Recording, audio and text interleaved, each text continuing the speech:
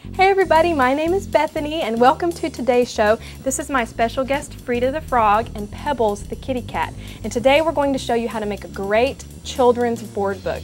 You know, my kids are at a really fun stage right now, and instead of making a scrapbook page about this stage that I just put away and, you know, for them to look at but not to touch, I wanted to make them something that they could use and really play with and learn from. I'm using basic paper crafting and scrapbooking skills, so let's take a look. Bye!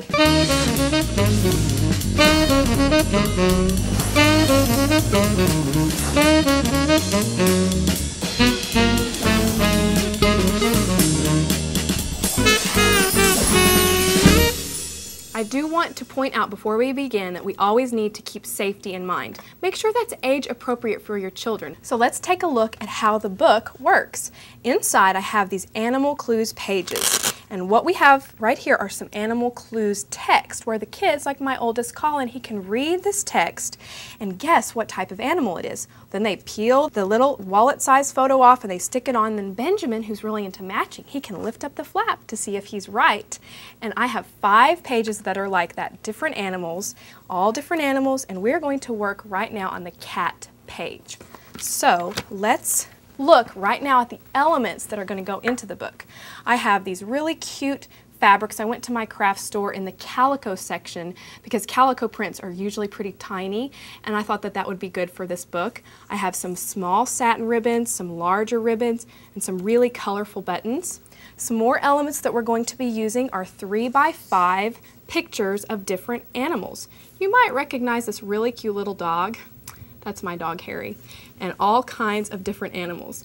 I also have some wallet-size photos of the same animals, and these animal pictures have actually been laminated. Now on the backs of these wallet-size laminated photos, we're going to apply some hook and loop tape.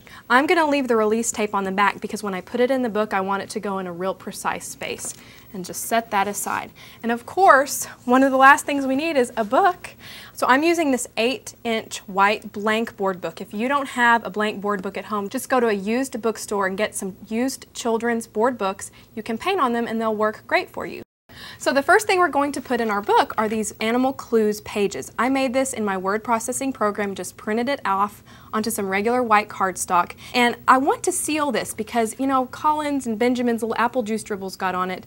It would make that water-based ink run. So make sure that you give this a spray of workable fixative. You can find it in your craft store. It's usually in the spray paint can section. So what we're going to do is just putting a thin coat. This one has already had workable fixative on it. We're just going to seal this image in. And here is one that I've already sealed on the front, but I also sealed it on the back. So this one is ready to go in the book. The next thing we're going to work on are our fabric flaps. I have this really cute calico print fabric that I cut out using pinking shears, and we're going to be using the Puffy Velvet Fabric Markers by Marvy Uchida. Really, they work like a paint pen. They're really fun. Just shake them up, and we're going to trace one of these little flowers. Now, the one I want to show you is on the doggy page, and I'm just going to decorate it with orange stars. Now, when it goes on, you can kind of see the blue fabric through it. But once you puff, this really gets bright and colorful, and it's really fun. So we're going to take the Marvy Uchida heat tool and turning it on.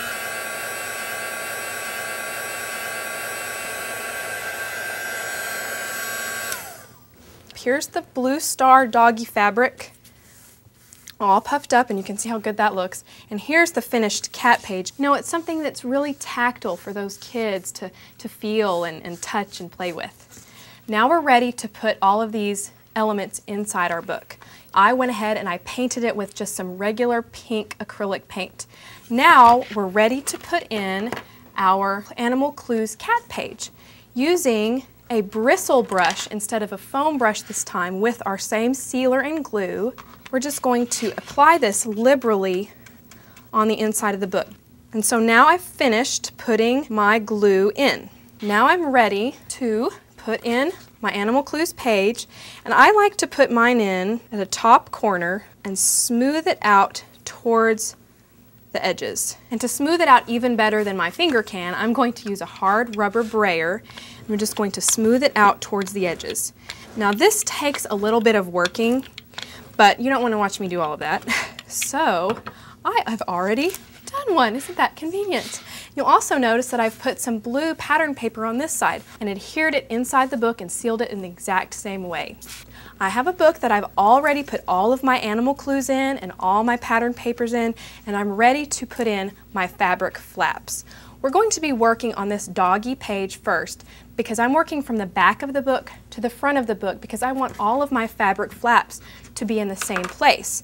And how we do that, we are going to take our finished star doggy fabric and I'm going to put it on top of a cutting mat.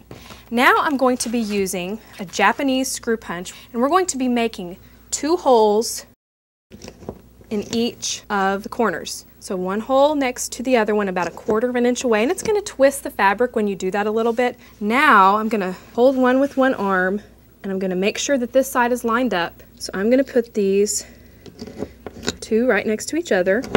I'm going to take my fabric off and just finish those holes. Now I'm going to close my book and you're going to see that my 2 holes have gone all the way through and you can see them in the back. Now how do I get the holes to line up all the way throughout the book? Well, I'm using these as guides. So I'm just going to put my hole punch back through the back. I'm going to push down and make 2 more marks on each side.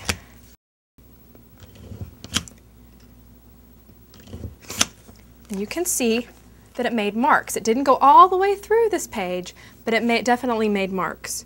So then I just go through and you'll notice once again that the marks are on the previous page. Just keep going through all the way through the book on all the pages until you get to the front cover page. You don't want holes going through your front cover, and so just put the cutting mat in between those pages before you do that. Now we're going to put in our fabric flap on the cat page. Just going to put my cat fabric up here, make sure it covers the holes. And I have a button that's been threaded with some thin satin ribbon. And I've also, if you can see, I've cut it at a really steep taper because I need to be able to thread it not only through the book, but also through the fabric. So now I'm threading it through the book, and then we're going to thread it through the same hole in the fabric and bringing it to the front. So now I'm pulling it through on the front of the fabric on the cat page. I'm just going to tie a double knot. And because, you know, my kids, when they were looking at this book, they kind of flipped around and they pulled on these fabric flaps a little bit. What I did is I just dabbed a little bit of clear glue on that knot and underneath the button just to make it nice and secure. I'm also going to do that on this other side. And we have our fabric flap. So now we're ready to put in our 3x5 animal pictures. And I have this picture of the cat. His name happens to be Hollywood and he's very stunning. And I'm going to put this in really securely with my favorite tab adhesive. And then I'm just going to hide him behind the fabric flap. And now we're ready to put down our laminated picture to get that hook and loop tape onto this fabric flap. I'm going to just take off that second piece of release paper. I'm going to put it down, I think just right there in the middle. Now when you peel this off, you want to make sure that that adhesive sticks to the fabric. Now let me clean up real fast and let's take a look at the finished project. Here you can see that my closure, I've just tied 2 pieces of ribbon together. I used the Japanese screw punch to just punch a hole and tie some ribbon in coordinating colors. You can see here that I've just painted a wooden letter. I actually adhered it on top of some polka dot paper that I sealed and adhered onto the front just like I did the things on the inside. To add some color and to also bring in the colors that are on the inside of the book, I just cut some fabric strips and tied them around my little A. Let's take a look at the back and work our way to the front. You might recognize this little dog like I said earlier, and he's actually famous because he was in our very first webisode, Harry the Dog. I am furry, I say bow wow wow, and I am yours. Of course, cute little Harry. We also have beautiful Hollywood, he's very stunning. You also have your mouse page. Squeak, squeak. And here, I love this page because it has a lot of texture. I added all of these little dots using those Marvy Uchida fabric velvet markers. And there's our little turtle. Now where am I going to store all of these cute little animals when they're outside of their book? That's what the inside cover is for, because I wanted there to be a place for me to store the animals when the kids aren't playing with it. And now I'm ready to take this back home to my kids because they loved it so much. I was so proud of myself when I finished. I've never really made anything like this that they could really play with and use. You know, but you don't have to use these techniques just to make a child-friendly book or a kid-friendly book. You can use these techniques to make an all about me book, or a gratitude book, or a my favorites book, or the things I love to do during the day book. You know, A really can be for altered books. Take these techniques, enjoy it, and I'll see you next time. For step-by-step instructions on how to create this week's project, download the design guide featuring special make-it-your-own bonus tips.